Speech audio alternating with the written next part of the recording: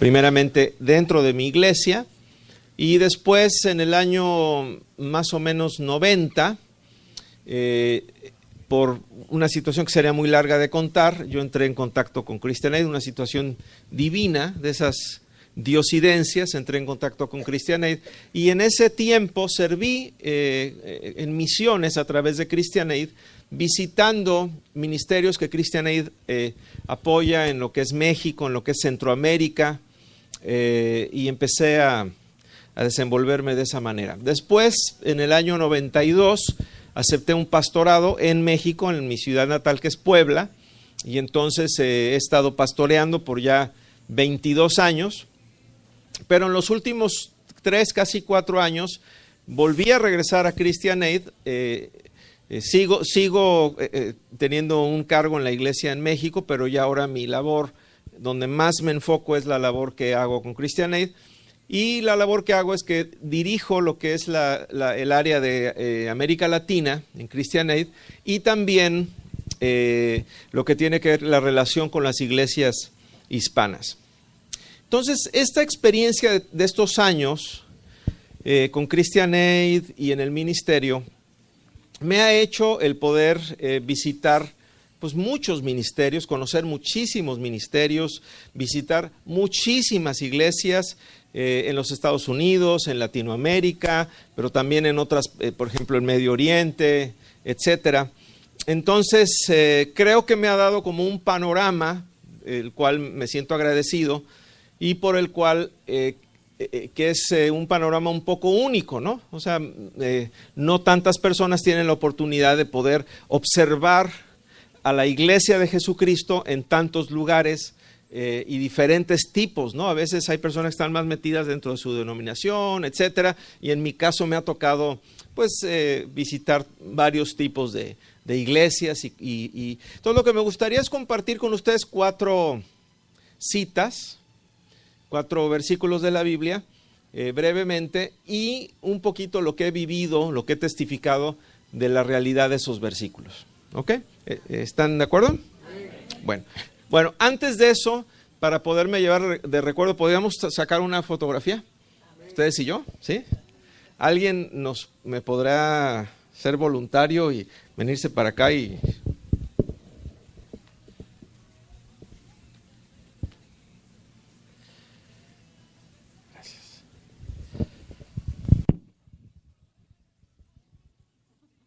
¿Bajo ahí o...? ¿Sí? Ok. Bueno, digan algo porque esto va para los hermanos de México, para que algo, no sé. Voy a tomar unas 2 o 3 y... Bueno, a ver. Así, ¿verdad? Así ya no los tapo.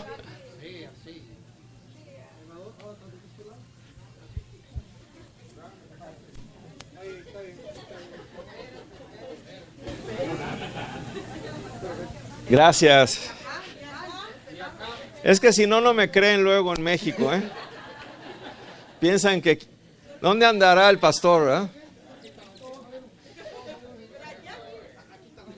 Bueno, vamos a ver una famosa selfie para ver si A ver. Espérenme porque si no...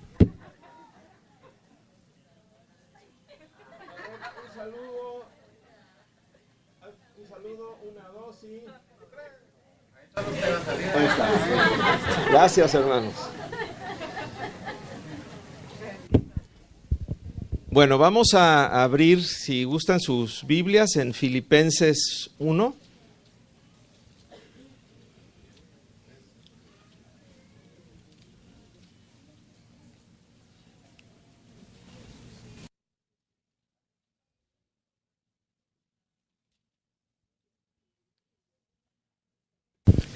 Filipenses 1.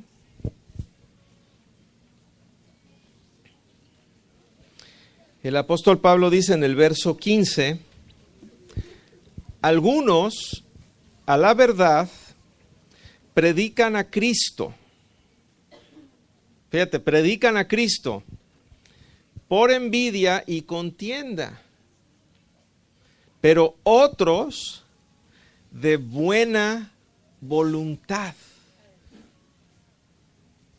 Wow. O sea que hay ministerios que tienen un buen corazón, una buena intención. Pero hay ministerios que aunque están se están predicando a Cristo, algo a lo mejor en su motivación no está tan claro, tan adecuado. Más adelante en el verso 18, el apóstol Pablo dice que pues no obstante, de todas maneras, o por pretexto, o por verdad, Cristo es anunciado. Entonces quiere decir esto que si en la época del apóstol Pablo, que había persecución y que para ser cristiano ponías en riesgo tu vida, aún así había personas que estaban, digamos, en el ministerio por pretexto, no por verdad. Si en esa época era así, yo les pregunto a ustedes, ¿será posible que hoy también pase lo mismo? Que hay ministerios genuinos, pero también hay ministerios que están predicando a Cristo, están teniendo un ministerio cristiano, pero su motivación no sea correcta. ¿Creen que pueda pasar? ¿Será que solamente era algo posible en la época, allá en la época de Pablo? ¿Será que pasa también hoy? Pero Pablo dice, de todas maneras, Cristo es predicado, y dice, y yo me gozo. Más adelante en el capítulo 2, verso 3 al 4, dice Pablo, nada hagan por contienda o por vanidad, o sea, por competir con otros o por vanidad. Dice, antes bien con humildad, estimando cada uno a los demás como superiores a él mismo, no mirando cada uno por lo suyo propio, sino cada cual también por lo de otros. ¿Quiere decir esto? Yo les pregunto que podríamos estar haciendo las cosas correctas con una motivación equivocada. ¿Podría pasar que yo estoy haciendo algo correcto, pero la razón que lo hago es para competir con otros o por mi propia vanidad? ¿Es posible que pase eso? ¿Es posible que pase eso en el ministerio? Seguramente, por eso está aquí escrito, ¿verdad? Para advertirnos a nosotros. En este caminar que he tenido de promover misiones en diferentes iglesias, etcétera, pues me he encontrado algunas cosas interesantes. Pero algo que yo les quiero reconocer a ustedes y que no es tan fácil que suceda, desafortunadamente no es tan fácil que suceda, es cuando una iglesia está dispuesta a invertir y a dar en ministerios que no son de la misma iglesia. Y ustedes lo están haciendo. Yo también me he topado con la realidad opuesta.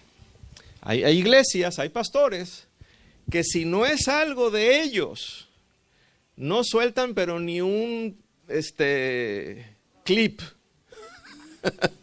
ni un lápiz.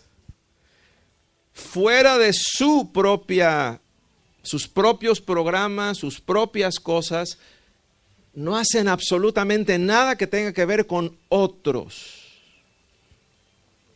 Sin embargo, es interesante cómo la Biblia nos habla tanto de no mirando cada uno por lo suyo propio, sino también por los de otros.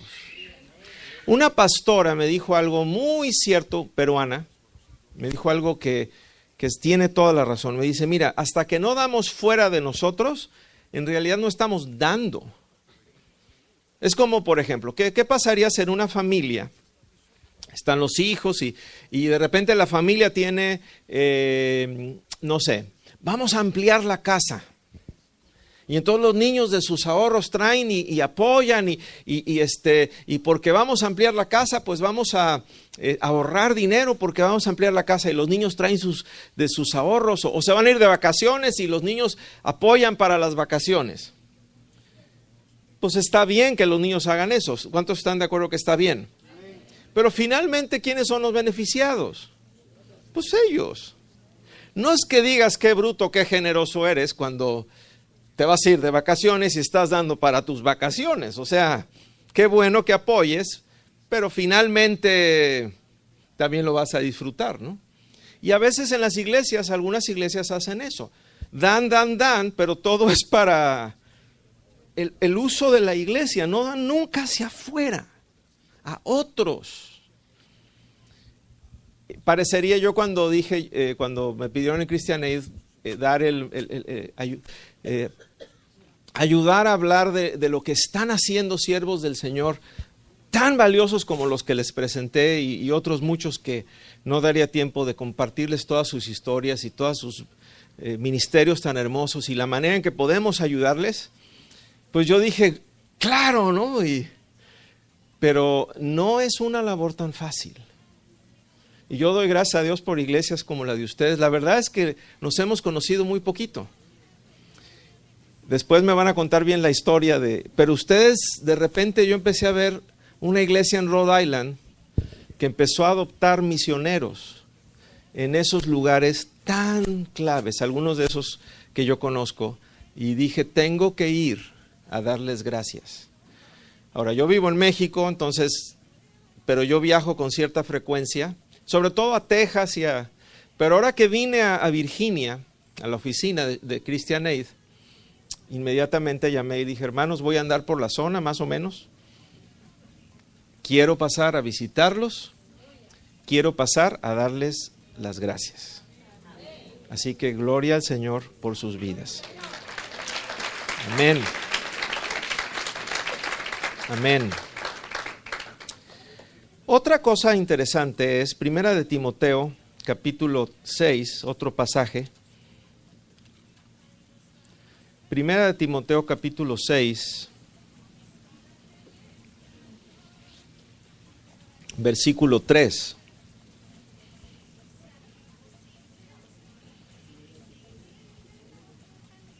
Son 4 pasajes que quiero compartirles. Primero es Filipenses, que habla de la motivación del corazón. Segundo es 1 de Timoteo 6:3. Dice, si alguno enseña otra cosa y no se conforma a las sanas palabras de nuestro Señor Jesucristo y a la doctrina que es conforme a la piedad, está envanecido, nada sabe y delira acerca de cuestiones y contiendas de palabras, las cuales nacen envidias, pleitos, blasfemias, malas sospechas, disputas necias de hombres corruptos, o sea, una serie de problemas que aquí el apóstol Pablo describe cuando nos desviamos o nos apartamos de ¿qué? Dice al principio, de las sanas palabras de nuestro Señor Jesucristo. Yo le doy gracias a Dios, a mí me llamó la atención, luego hay la gran comisión. Por tanto, id y hacer discípulos a todas las naciones, bautizándolos en el nombre del Padre, del Hijo y del Espíritu Santo, enseñándoles que guarden, ¿qué? Todas las cosas que, ¿qué? Yo he mandado. Algo que yo he notado en general en la iglesia, es que a veces nos desenfocamos, nos desviamos de las palabras de Jesucristo. Por ejemplo, estuve en una iglesia grande en Texas, muy grande, y todo el mensaje del pastor se basó en un pasaje del Antiguo Testamento y todo el tiempo estaba diciendo lo que Dios le reveló a él de ese pasaje. Y Dios me reveló, entonces toda la enseñanza y subsecuente estaba recaudando fondos para un proyecto que tenían. Toda la enseñanza estaba sustentada en lo que Dios le mostró al pastor de un pasaje del Antiguo Testamento. Eso es de ahí a caer en desviarse, como decimos en México, en agarrar monte. Es muy fácil agarrar monte, porque si la congregación no es como Tesalónica, ¿se acuerdan los de Tesalónica? Que eran más nobles, o los de Berea, perdón, eran más nobles. ¿Por qué? Porque lo que les decía el apóstol, ¿qué hacían ellos? Checaban en dónde.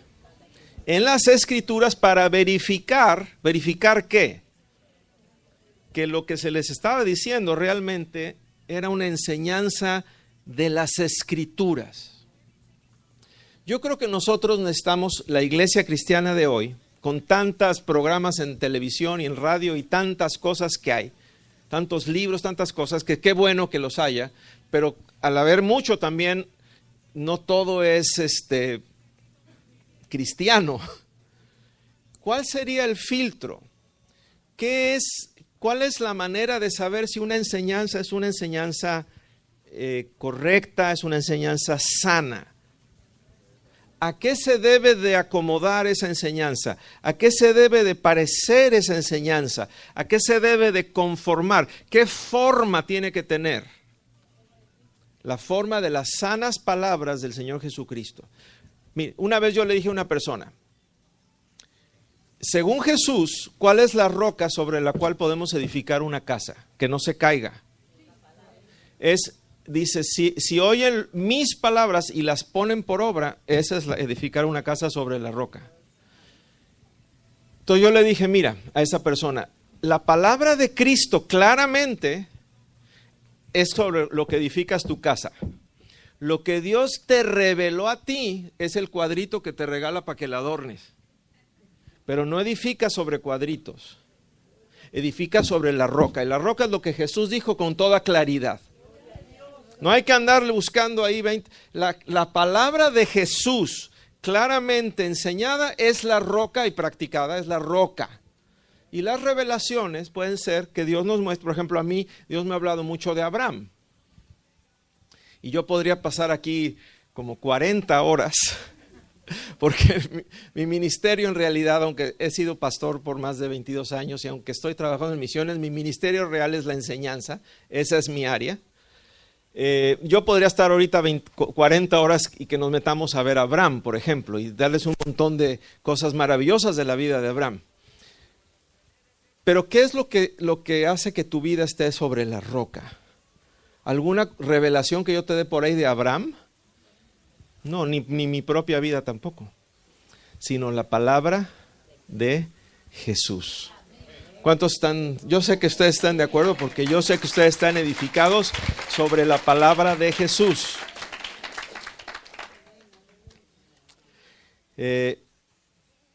Entonces yo he visto, al ir a diferentes lugares, he visto algunas congregaciones muy sólidas, muy sanas, porque finalmente Jesús, se puede hablar del Antiguo Testamento, se puede hablar de muchas cosas, siempre y cuando todo esté edificado en la piedra angular que es Jesús. O sea, sobre esa piedra angular puedes poner contar historias, hablar de muchos pasajes, pero todo converge en lo que Jesús dice. Finalmente esa es la palabra final, eso es lo que le da sentido a todas las escrituras, convergen en Jesucristo. Entonces, muchas congregaciones sanas, establecidas, fundamentadas sobre esa palabra. También de repente me ha tocado ir en alguna ocasión a algunas donde ves que su énfasis no está en la palabra de Jesucristo, sino en alguna otra cosa. Puede ser en su metodología. Aquí es la iglesia y de un método, ¿no? Y ellos básicamente están enfocados en una manera de hacer las cosas. Claro, todos podemos tener un método, es importante tener un método, pero eso no es el enfoque de la Gran Comisión. La Gran Comisión no es un método. O a veces algunas iglesias se van a ciertas pequeñas doctrinas, algún versículo por ahí de alguna carta o algo, que lo hacen la lupa donde examinan todo lo demás y se salen de lo que Jesús enseñó. Una vez, les cuento una de estas experiencias. Una vez llevé a una hermana que es la directora para China de Christian Aid. Esta hermana es una viejita que estuvo 20 años en un campo de concentración en China por su fe. A los 20 años de edad la sacaron de la escuela de medicina,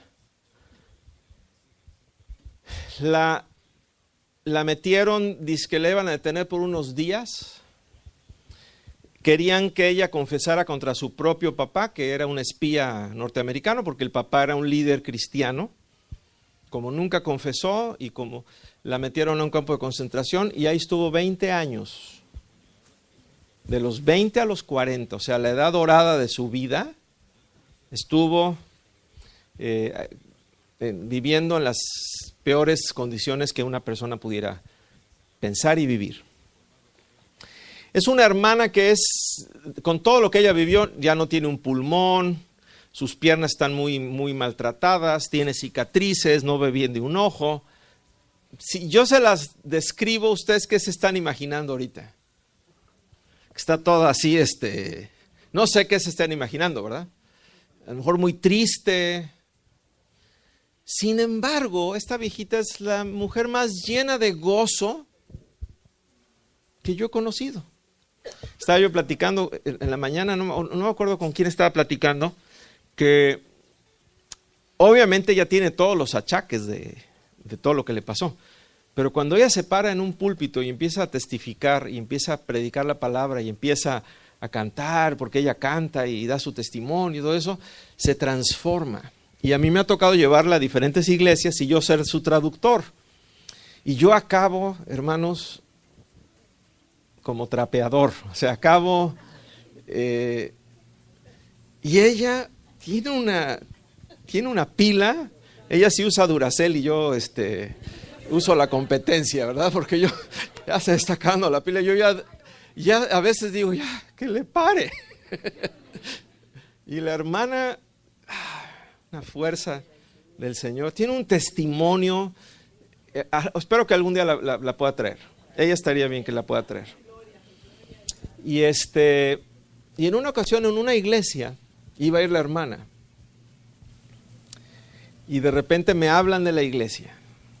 Y me dicen, oiga, nada más por favor, que no vaya a ser que la hermana traiga algún collar o alguna cosa. Porque si es así, no la vamos a dejar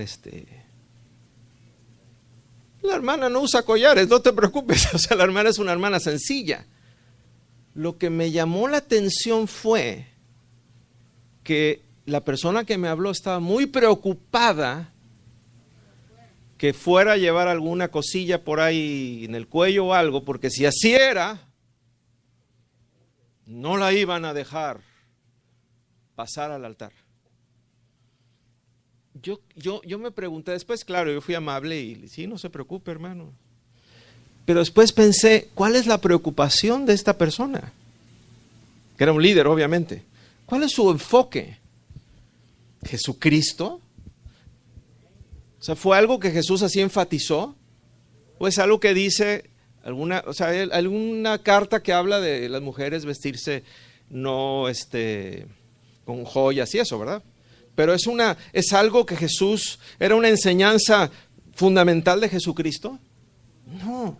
Entonces esa iglesia, desde mi punto de vista, había perdido el enfoque y en lugar de estar fundamentados en la palabra de Jesús, hicieron de una doctrina secundaria su enfoque.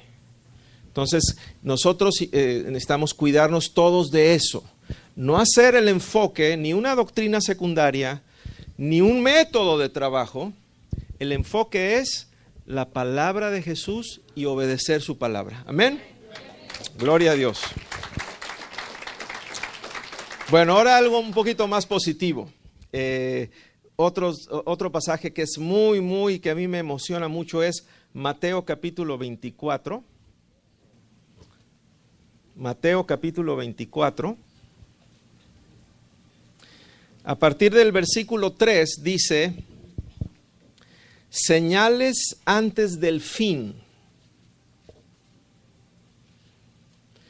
Y estando él sentado en el monte de los olivos, los discípulos se le acercaron aparte, diciendo, dinos, ¿cuándo serán estas cosas y qué señal habrá de tu venida y del fin del siglo? Aquí hablando de regresar a la palabra de Jesús, cada vez que sale alguien con que Dios le reveló la fecha de que el mundo se va a acabar, yo me doy unas carcajadas. Porque entonces no lee lo que dijo Jesús. Ahorita vamos a ver qué dijo Jesús. Está muy claro lo que dijo Jesús. Dice, respondiendo Jesús le dijo, miren que nadie los engañe. Porque vendrán muchos en mi nombre diciendo yo soy el Cristo y a muchos engañarán. Y huirán de guerras y rumores de guerras. Miren que no se turben. Porque es necesario que todo esto acontezca. Pero aún no es el fin. O sea, el fin del mundo no va a venir por una guerra. Porque se levantará nación contra nación, reino contra reino, habrá pestes y hambres, y lo que me acaba de tocar vivir a mí, terremotos en diferentes lugares. El primer terremoto que pegó en México fue el 9, que fue en Oaxaca, el estado de Oaxaca, y en la ciudad más afectada fue Juchitán. ¿Dónde creen que estaba yo ese día? Juchitán. Acababa de manejar 12 horas para llegar a Juchitán. Tenía 1 hora de haberme dormido, estaba agotado y de repente la sacudida pero feroz y aparte todo oscurísimo porque donde estábamos es una casa donde no tiene ventanas hacia la calle y como se fue la luz estaba completamente en oscuridad y yo empecé a gritar Jesús ven, en el sentido de ayúdanos, ¿no?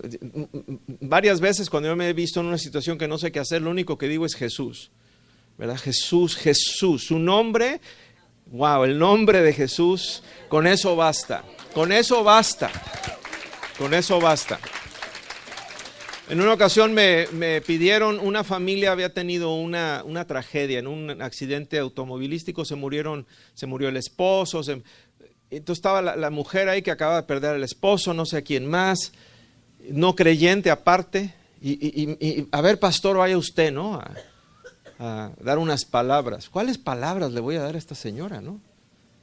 Y lo único que pude hacer es, llegué con ella y empecé a poner mi mano, y lo único, ni orar, nada. Jesús, Jesús, Jesús, Jesús, Jesús, y ella empezó como a desvanecerse y después me dice que cuando empecé a invocar el nombre del Señor sobre ella, empezó a sentir una paz sobrenatural. Después ella y sus hijos llegaron a la iglesia y todos ellos se convirtieron.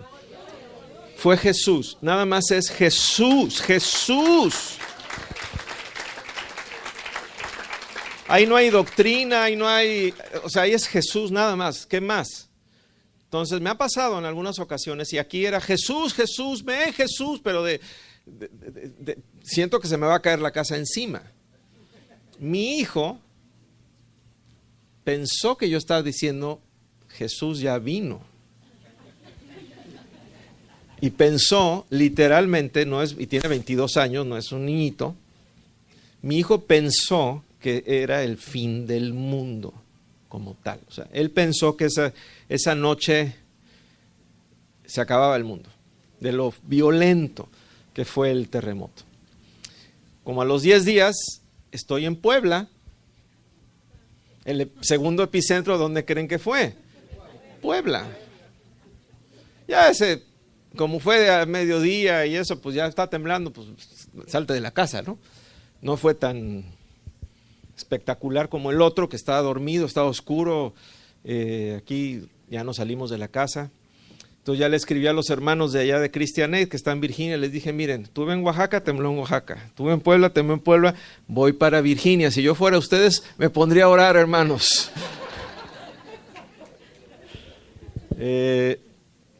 Saliéndome un poquito del tema, yo creo, ¿alguien hay de México aquí? Siempre hay de México. Esa pregunta ni se pregunta, ¿verdad? Yo siento que, y creo que varios sentimos lo mismo, Dios ha dado palabra para México. Y ha habido muchas profecías en cuanto a una gran cosecha, México siendo usado por Dios. Pero mientras más palabras había de eso, peor se ponía la situación en México. Violencia, cosas horrorosas que están pasando en mi país, muy feas. Claro, cuando Dios da una palabra, la da porque lo que va a pasar después es muy distinto a lo que Dios dice. Te la da para que puedas pasar la parte difícil sabiendo que Dios va a hacer algo después. Ya descubrí a Dios en algo. Si Dios te da palabra, es porque normalmente es porque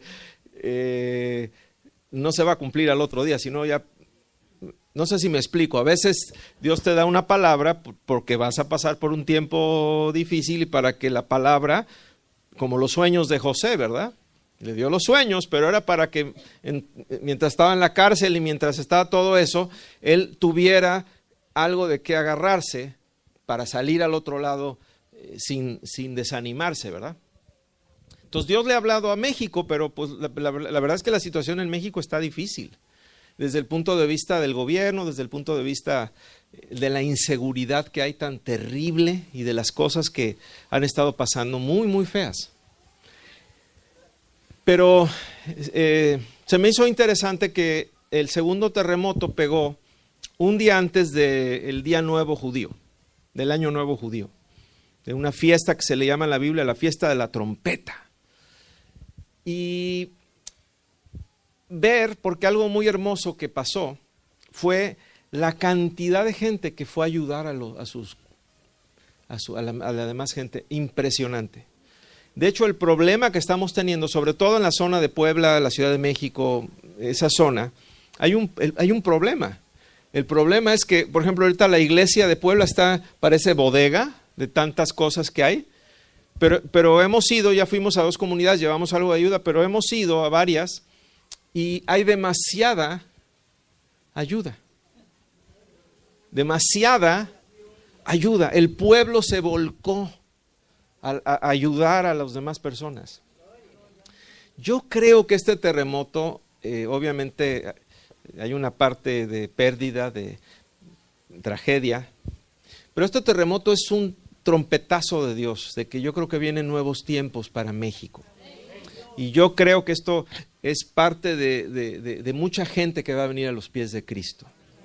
Y que Dios tiene un pueblo ahí, así, México tenemos un problema, hay una como nata, yo así lo veo, una como nata de gobernantes injustos y corruptos que como parece agua sucia por la nata esa que tiene, pero si quitas la nata hay agua cristalina, ahí hay gente buena, ahí hay gente de Dios, hay pueblo de Dios. Algunos todavía no saben que es un pueblo de Dios, pero son pueblo de Dios. Y a veces no deja ver la nata, lo que hay abajo. Pero el terremoto como que movió las aguas y como que salió que hay mucha agua cristalina ahí abajo. Y que Dios tiene un pueblo ahí que, pues, así que pues también, si pueden, oren por México también. Gracias por preguntarme también, hermana, hace ratito. Entonces habla de todas estas cosas, dice, y todo esto será principio de dolores. Habla de tribulación, habla básicamente de la persecución en el verso 9, en el verso 10 habla de tropiezos, en el verso 11 habla de falsos profetas, en el verso 12 habla, para no tomar más tiempo, habla de la multiplicación de la maldad y el amor de muchos se enfriará. Lo que caracteriza y lo que nos debe caracterizar es el amor por las personas, por las almas, como usted decía, hermana. El día que en el nombre de Cristo nos pongamos a pelear con todo mundo, ya perdimos necesitamos cuidar nuestro sello, que es el amor del Señor. Pero el versículo al que quiero llegar, y es este maravilloso versículo, el verso 14. Dice, será predicado este evangelio del reino en todo el mundo, para testimonio a todas las naciones. Y entonces vendrá el fin. Los que están queriendo adivinar la segunda venida del Señor, pues esto es lo que Jesús dice, esto es lo que tendrían que estar vigilando. No que si Norcorea y que si esto y que el otro, porque eso no es la señal. La única señal que Jesús dio, si es que leo bien, la única que dio, entonces vendrá el fin, es el evangelio va a ser anunciado en todas las naciones. Griego, etnos, grupos étnicos, etnias. Cuando cada etnia tenga la oportunidad de escuchar el evangelio y todas hayan tenido esa oportunidad, entonces vendrá el fin. Si leemos la Biblia, el plan de Dios es que todas las naciones conozcan su nombre. Desde Abraham, Génesis, cuando Dios llama a Abraham, desde que lo llama, serán benditas en ti todas las familias de la tierra. Desde el llamado de Abraham, que fue el hombre, que fue el hombre que es el padre de la nación judía, de donde viene Jesús. Jesús en la gran comisión, ¿qué dice ahí? Hacer discípulos ¿a dónde? Todas las naciones, todas las etnias. Y en el libro de Apocalipsis, ¿qué dice? Vi delante del trono gente, una gran multitud, y era gente de ¿qué? Toda tribu, toda lengua, toda nación. Ese es el plan de Dios, es muy claro el plan de Dios. Y no, Dios no va a parar la película antes del fin. ¿Estamos de acuerdo? Entonces, qué crítico es, y no todas las iglesias lo entienden, qué crítico es que una iglesia esté enfocada en las naciones. Es el ABC, es el corazón directo de Dios. Y yo tengo, en ese sentido, yo quiero comentarles que hay excelentes cosas que están pasando, pero maravillosas cosas que están pasando. Hace ratito yo les testificaba en Medio Oriente, en 1400 años previos de historia, dificilísimo alcanzar un musulmán para Cristo. Ahora, en Siria, en Irak, en Líbano, los grupos de musulmanes que están entregando a Cristo y están abriendo grupos de casa como palomitas. Pa, pa, pa, pa, pa, pa, pa, pa, pa, pa, pa, pa.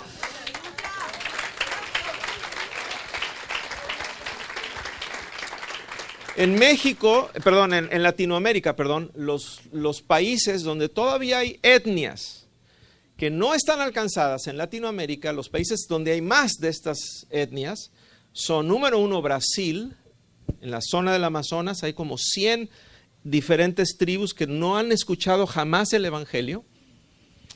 En México hay como 20 y tantos, y también Perú y Colombia. Son los países donde en las zonas, sobre todo de la selva peruana y de la selva colombiana, en las zonas amazónicas de estos países, hay etnias que jamás han escuchado la historia de Jesucristo, el evangelio de Dios, las buenas noticias. Pero hay algo maravilloso. Yo el próximo mes pido sus oraciones. Vamos a tener la oportunidad de sentarnos con un movimiento en Brasil que es de indígenas, se llama Complay. Indígenas. Son indígenas como de 120 etnias diferentes, que son pastores o líderes, y que ellos están movilizando y están haciendo planes muy estratégicos para alcanzar las otras 100 tribus que todavía no conocen el evangelio. Es indígenas llegando a indígenas.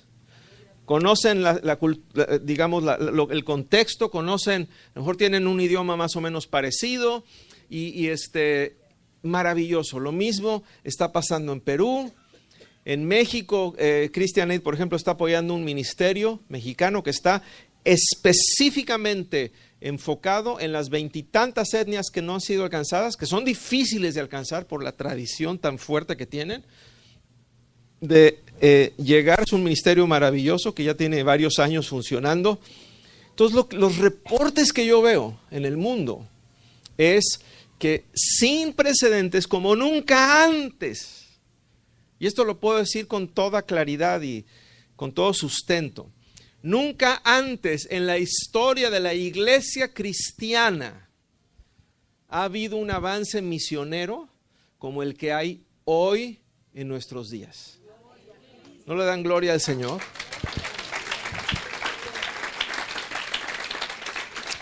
Entonces, sí, Jesús viene pronto, pero no viene pronto porque Trump y Norcorea. No viene pronto porque tembló en México y luego Nueva Zelanda y no sé qué. No viene pronto por eso. Viene pronto porque el Evangelio está siendo, y hay una intención de que el Evangelio llegue a donde nunca antes el Evangelio había llegado. No le dan gloria al Señor por eso. Y yo creo que Dios es tan bueno que quiere que todos se arrepientan y que todos vengan al conocimiento de la verdad, que a veces el Señor nos saca de nuestro país y nos trae a otro lugar para que conozcamos a Cristo ahí. ¿Cuántos de ustedes conocieron a Jesús aquí? Levanten su mano. O sea, Dios tuvo que traérselos desde el clima tropical a pasar unos buenos fríos, me imagino, me cuentan. Yo no los he pasado, no pienso venir aquí en enero. Ya me invitaron, ¿verdad?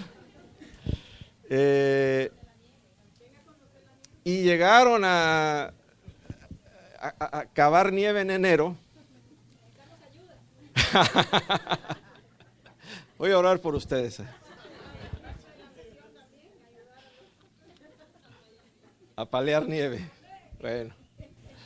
Entonces váyanse ustedes a ayudarme a mover escombros ahorita a México y luego venimos a ayudarlos con la nieve. Bueno. Y Dios se los trajo y aquí están. Y hay que mirar alrededor porque también las misiones están aquí. Miren alrededor. ¿Qué hay en esta zona? ¿Habrá vietnamitas? ¿Habrá gente de África? ¿Habrá otros, obviamente, que vienen de Latinoamérica? Yo creo que gran parte, Daniel dice, en los últimos tiempos habrá un gran movimiento migratorio. Yo creo que es parte del plan de Dios. ¿Cómo se extendió el Evangelio en el primer siglo? La primera gran cosecha, ¿cuál fue? Que había gente de todas las naciones que habían ido, ¿a dónde? A Jerusalén a celebrar el Pentecostés. Y ahí cayó el Espíritu Santo y ahí vino la cosecha y ahí los discipularon y después hubo persecución y fueron todos esparcidos. ¿Y qué hacían todos estos que fueron esparcidos? Predicando el Evangelio. Y era gente que había venido de todas las naciones. O sea, era gente que hablaba árabe, que hablaba griego, que hablaba todos esos idiomas. Así que aquí también son las misiones. Amén. Y el último pasaje que quiero compartirles es 2 de Corintios capítulo 9.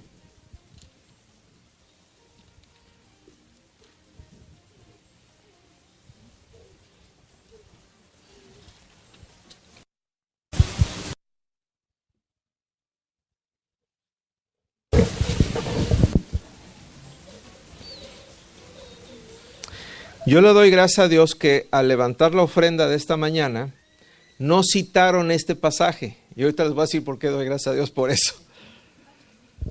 Es un pasaje muy conocido para nosotros. Dice el apóstol Pablo a partir del verso 6, dice, pero esto digo, el que siembra escasamente, también segará escasamente, y el que siembra generosamente, generosamente también segará.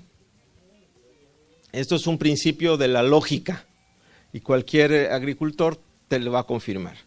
Si tomas un puñado de semillas y haces así, pues te van a salir unas cuantas plantas, ¿verdad?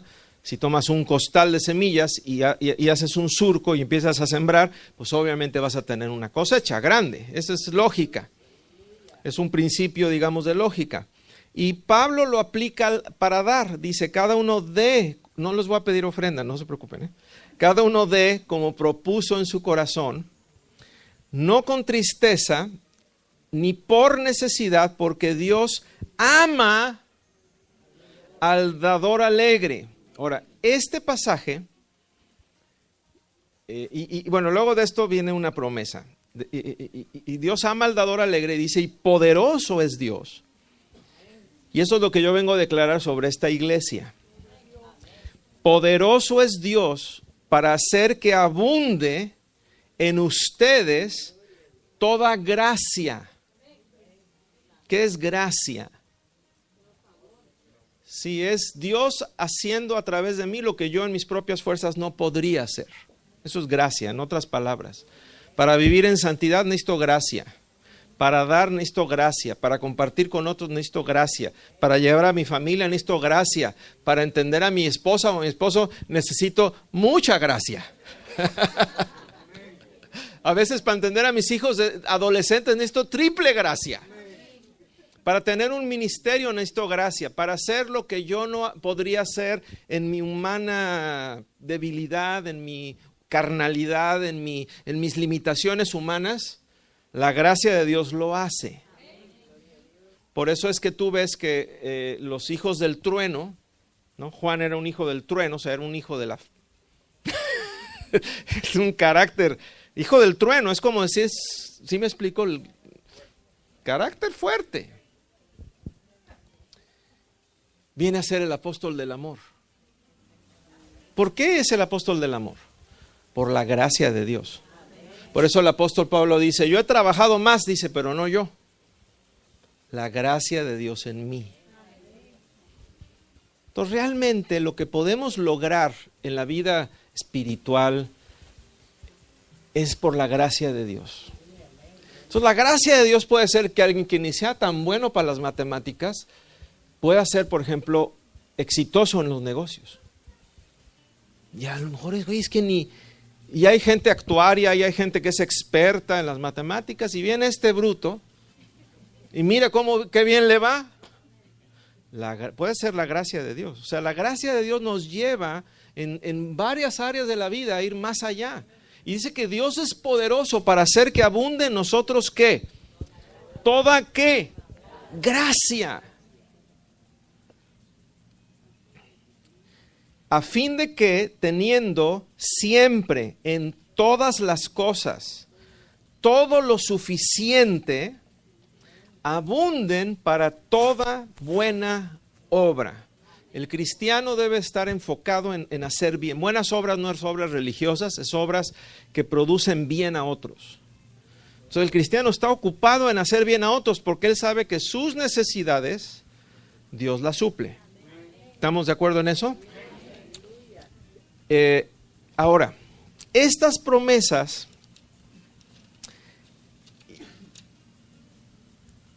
tendemos a sacarlas un poquito fuera de contexto. Yo soy el primer culpable en hacerlo como pastor. O sea, aquí seguramente en esta iglesia también lo han hecho y lo hacemos todos.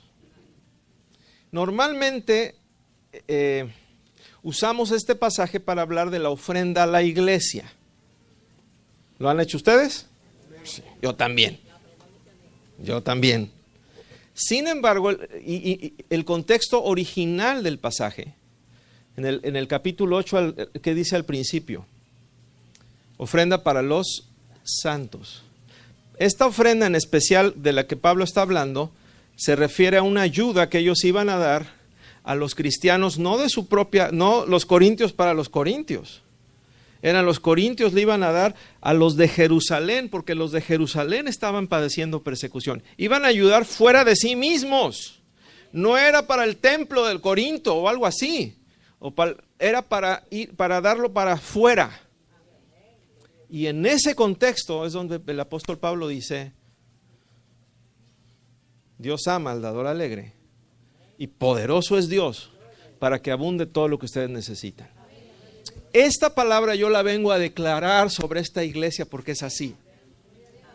Y quiero testificarles de algunas iglesias. Yo no sé si dicen que hoy por las bodas faltó gente, pues ya tienen que estar pensando entonces en otro local. No quiero ponerles una carga, pero está lleno y falta gente y quieren crecer.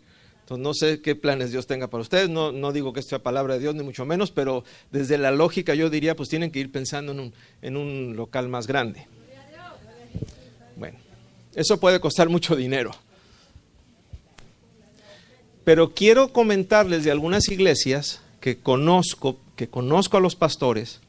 Hay una iglesia, por ejemplo, que ellos tenían, así como ustedes estaban apoyando misioneros, y tienen un proyecto muy bonito de construcción, y fueron a pedir dinero al banco para financiar la obra.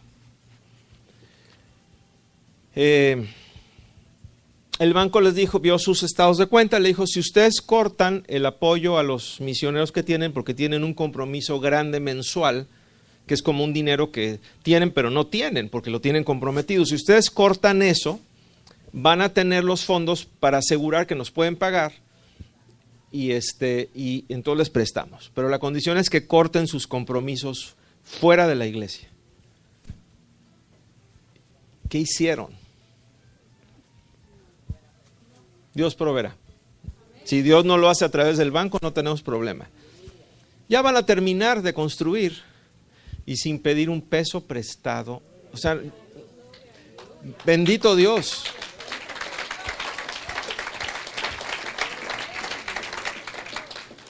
Hay otro pastor que conozco, este es de Puerto Rico, les pido oración por Puerto Rico, obviamente.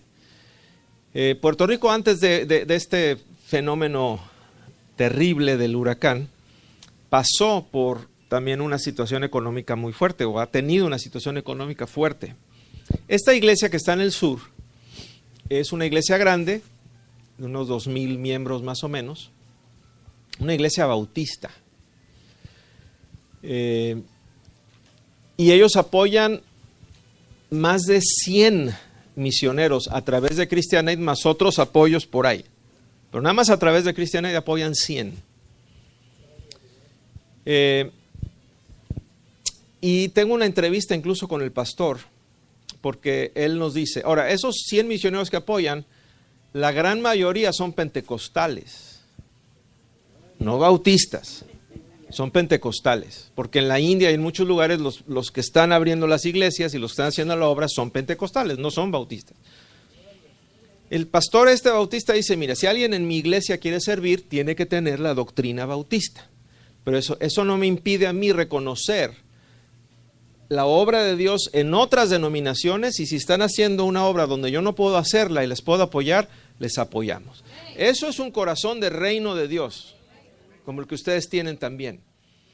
Y lo que él testifica es, ellos entre misiones y entre programas que tienen para ayuda a la comunidad, ellos dan como el 30% de todos los ingresos que tienen van para afuera de la iglesia. Y en el video que yo lo entrevisté, él dice, ninguna organización se puede sostener si el 30% de sus ingresos no los usa en sí misma, como si los sacara fuera de sí misma. Es insostenible. Y dice, sin embargo, y varias iglesias, él me habló de iglesias en Puerto Rico grandes que pidieron préstamos para edificios y después no pudieron pagar y cosas feas. Dice, esta iglesia, acabamos de comprar otro terreno, acabamos de cambiar nuestro equipo de video, acabamos de no sé qué, estamos sin una solo quinto de deuda. Y dice este pastor bautista, dice, lo que nosotros pensamos es que cuando no estamos viendo, Dios le mete dinero a la cuenta, porque no hay manera de saber cómo es posible que podamos seguir adelante. ¿No le dan gloria al Señor por eso? Yo veo que se cumple lo que Dios dice. Cuando en Filipenses hay unos que predican por bien de corazón, otros que predican con otras intenciones. Se ve, eso pasa. Cuando dice, manténganse en la palabra de Cristo, porque de repente podemos caer en hablar de otro tipo de cosas y que generen divisiones y contiendas, y pasa. Que el evangelio será predicado, pasa. Y que Dios es poderoso para hacer que abunde en ustedes toda gracia, para que siempre tengan en todas las cosas todo lo suficiente, también pasa. Y Dios, esa es la palabra que yo tengo para esta iglesia.